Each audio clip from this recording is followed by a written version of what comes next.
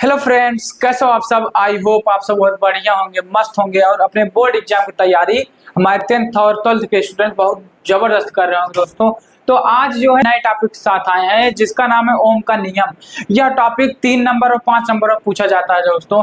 यदि आप लोग हमारी इस क्लास को जो है पूरा देखते हैं तो 3 नंबर या 5 नंबर पाने से आपको कोई रोक नहीं सकता दोस्तों। तो आप लोग हमारे वीडियो में लास्ट तक बने रहिएगा और यदि वीडियो पसंद आए तो जो है आप लाइक करिएगा दोस्तों और चैनल को सब्सक्राइब करिए। तो चलिए देखते हैं ओम का नियम क्या होता है दोस्तों। तो चलिए देखते हैं ओम का नियम क्या होता है। देखिए, ओम एक वैज्ञानिक थे, उन्होंने एक अपना एक्सपेरिमेंट कर रहे थे। तो उसमें जो है पहली बात तो ओम जो है किसका, ओम जो है किसको बताए थे, प्रतिरोध को बताए थे ना। ओम किसको बताए थे, प्रतिरोध को। ओम ने किसका फार्मूला बताया था, प्रतिरोध का। प्रतिरोध को R से डिनोट करते हैं दोस्तों। उन्होंने बताया कि V बटा I वोल्टता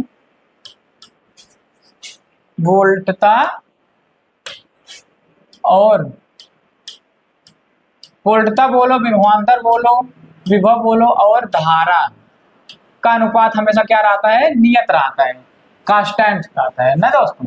तो उन्होंने एक एक्सपेरिमेंट कर रहे हैं। तो वो जो है क्या कीजिए, एक कोई चालक तार था जिसका जो है जिसमें बहने वाली धारा कितनी थी, जिसका जो है वोल्टता कितना था, उसका वोल्टता था 50 और उसमें बहने वाली धारा कितनी थी 5।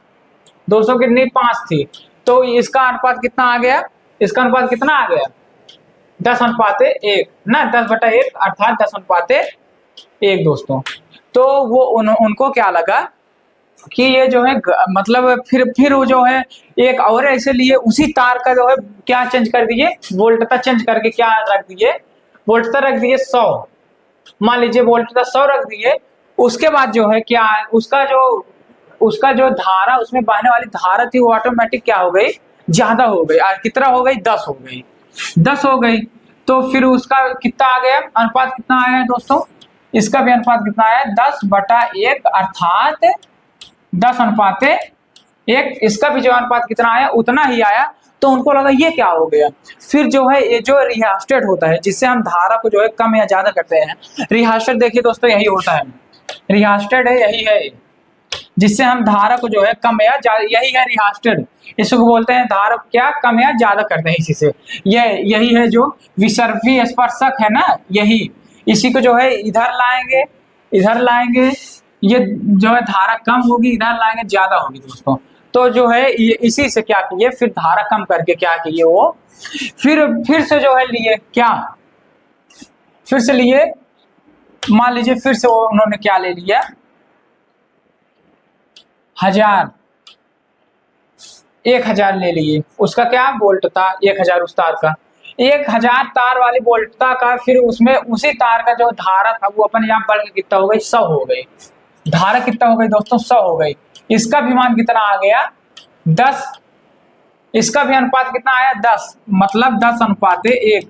तो उन्होंने अपना ये देखा, उसके बाद उन्होंने सोचा वो ये ऐसा बात है कि यदि हम जो है अपन उसी किसी भी तार, किसी चालक तार का वोल्टता को यदि चेंज कर रहे हैं तो वो उसका जो धारा, उसमें बहने वाली धारा अपने आप क्या हो जा रही, चेंज हो जा रही है।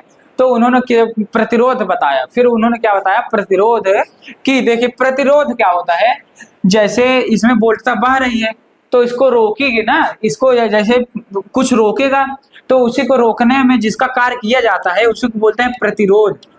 जो रोकता है दोस्तों उसी को बोलते हैं प्रतिरोध।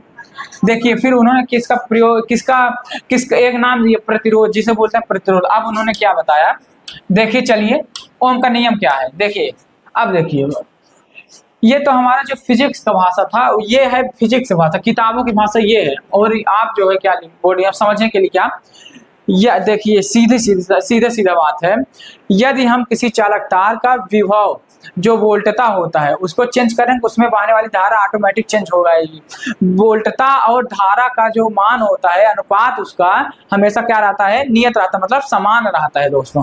तो चलिए देखते हैं ओम ने क्या, उनका किताबी भाषा वाला क्या है। देखिए यदि किसी चालक तार के सिराओं की, यदि किसी चालक तार के सिराओं की भौतिक अवस्था जैसे ताप दाब लंबाई आदि में क्या किया परिवर्तन ना किया जाए, मतलब आदि में परिवर्तन ना किया जाए, तो तार में क्या, तो तार में उत्पन्न विभवांतर एवं उसमें बहने वाली धारा का अनुपात सदैव क्या रहता है, नियत रहता है। अर्थात देखिए अर्थात क्या है दोस्तों, क्या ये मान लीजिए कोई तार है, इस ये कोई तार है, इसमें जो है हम किसी भी प्रकार से क्या, इसमें किसी भी प्रकार का ना उसकी लंबाई में, उसकी ताप में, उसमें दाब में कोई भी परिवर्तन ना करें, कोई परिवर्तन ना करें, तो इसमें जो बहने वाली जो धारा है, बहने वाली धारा और विभवांतर का अनुपात क्या रहता है, सदैव नियत रहता है। अर्थात उन्होंने बताया R equal to V by I, V बटा आई। आर को क्या बोलते हैं, देखिए जहां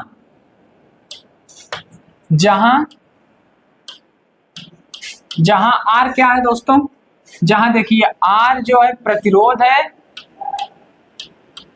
आर क्या है दोस्तों, प्रतिरोध, और उसके बाद वी क्या है, विभवांतर, और आई क्या है, धारा है दोस्तों, आई क्या है, धारा है। तो हम यही ओम ने क्या दिया, ओम ने बताया कि जो है यदि हम किसी जो है चालक तार में हम उसके जो है लंबाई दाब या ताप में कोई परिवर्तन ना करें, तो उसमें बहने वाली धारा और उसमें उत्पन्न विभवांतर का अनुपात सदैव नियत रहता है। तो वही इन्होंने क्या दिया, उन्होंने किसका नाम दिया, प्रतिरोध का नाम दिया। और प्रतिरोध मतलब यदि आपको प्रतिरोध निकालना है तो क्या, उत्पन्न विभवांतर और बटा उसमें बहने वाली धारा का अनुपात जो होता है वही होता है प्रतिरोध। अब जैसे मान लीजिए किसी चालक तार, देखिए किसी चालक तार क्या विभवांतर कितना है 50, और उसमें बहने वाली ये देखिए V इक्वल टू क्या है 50, और उसमें बहने वाली जो धारा आई है ये कितना है दोस्तों, मान लीजिए 10 है। तो यदि आपसे प्रतिरोध पूछा जाए तो क्या निकालेंगे आप, प्रतिरोध देखिए प्रतिरोध का यही होता है फार्मूला, प्रतिरोध फार्मूला यही होता है। तो क्या करेंगे, R इक्वल टू विभवांतर कितना है 50, और बटा में क्या धारा कितना है 10, तो ये क्या हो जाएगा, इक्वल टू 5:1, अर्थात इसका आंसर क्या आ गया, 5 आ गया। इसका प्रतिरोध क्या होगा, 5 होगा। अब चलिए आगे देखते हैं दोस्तों। हाँ, और एक बात देखिए, आप लोगों को ये जो है जानना बहुत जरूरी है, इसको क्या बोलेंगे, इसको क्या बोलेंगे, अमीटर है, अमीटर, इसको क्या बोलेंगे दोस्तों, अमीटर बोलेंगे, क्या, अमीटर। अब देखिए, और इसको क्या बोलेंगे, इसको देखिए आप जब लाइव में जाएंगे, शायद आप गए भी हो, तो वहां पर आपको ये अमीटर मिलेगा, वोल्ट मीटर मिलेगा और रिहास्टेड मिलेगा। ओम के नियम का सत्यापन करने का जो आप जो है प्रैक्टिकल जब करेंगे तो उसमें आपको अमीटर दिया जाएगा। उसके बाद जो है ये देखिए अमीटर, उसके बाद वोल्ट मीटर, ये क्या है दोस्तों, ये है क्या, वोल्ट मीटर, वोल्ट मीटर। और देखिए रिहास्टेट का, इसका अब ये रिहास्टेट का कार्य क्या होता है, रिहास्टेट ये क्या है दोस्तों, यही है क्या, रिहास्टेट, जो कि क्या करता है, धारा को कम या ज्यादा करता है। हम जो है तीन चार स्थानों पर जो है इसको करते हैं, 3-4 मान उसका निकालते हैं और उसके बाद उसका अनुपात निकालते हैं। तो अनुपात जब सेम आ जाता है तो वही होता है क्या, ओम के नियम का सत्यापन दोस्तों। तो चलिए आप देखिए आगे, एक नोट है बहुत है दोस्तों, जो कि इंपॉर्टेंट नोट है। देखिए जो ओम का नियम है ये जो है एसी करंट के लिए नहीं है दोस्तों, किसके लिए है, फिर डीसी करंट के लिए।